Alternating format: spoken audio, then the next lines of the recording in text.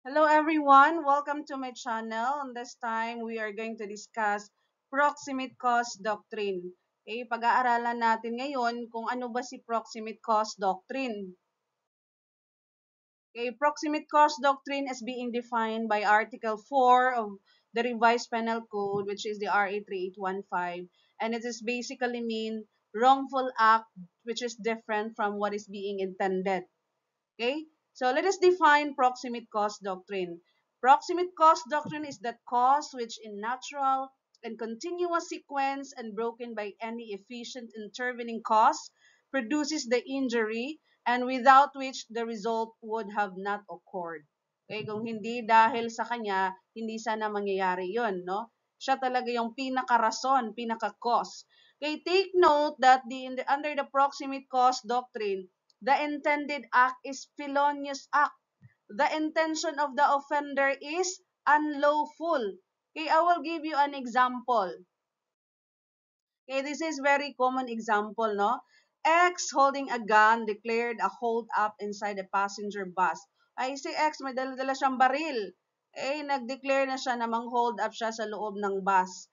Merong isang pasahero, si Y, one of the passengers inside the bus, fearing that the gold necklace he bought for his wife would be taken by X, eh, meron siyang dalang necklace na ibibigay niya sana yun sa kanyang asawa. Matagal na niyang pinag-iipunan yon, 2 taon para makabili lang. So ngayon, natatakot siya na baka ito ay makuha ni X na isang hold-upper. So ang ginawa ni X, ni Y, okay, he rushed to get out of the bus and jumped through the window. O yun, he jumped through the window. So just as Y was able to get out of the bus, he was run over by a truck coming from the opposite direction. O, nasagasaan si Y. So, ang nangyari, si Y ay namatay as a result. Okay, now, question. What is the criminal liability of X, if any? Meron bang criminal liability si X? Wala naman siyang, hindi naman niya tinulak si Y para ito ay masagasaan ng bus, no? So, ang kanyang ginawa lang is nag-declare siya ng hold up. Kaya meron ba siyang liability si X? Meron ba siyang criminal liability? Okay, let's settle this one. Okay? Okay, so X will be liable. Okay, X will be liable for the death of Y. Even though he did not touch Y. Okay, kahit na hindi naman niya, what's this?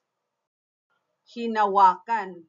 Okay? When a person causes, now it is by reason, when a person causes a belief in the mind of another, making the latter act of a manner fatal or fatal to him, the former, which is X, will be liable for that act of engendering such a belief. No, he engenders such a belief. Okay? Even there is no intent to kill on the part of X, he is liable for homicide. Okay? He is criminally liable for homicide on the ground of proximate cause doctrine. Okay? So the proximate cause of the death of Y was not the truck. Ang dahilan ng pagkamatay ni Y, ang sanhi ng pagkamatay ni Y, hindi yung truck na nakasagasa sa kanya, but it was the act of X in announcing a hold up. Kasi kung hindi naman siya nag-announce ng hold up, bakit tatakbo yun si Y?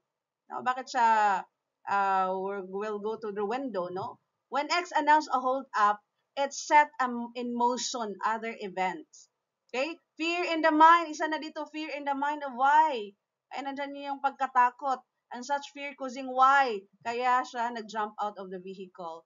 And the truck hitting and ran over Y.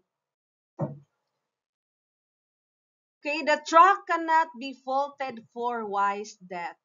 Okay, the truck had the right to be in the place where it is supposed to traverse.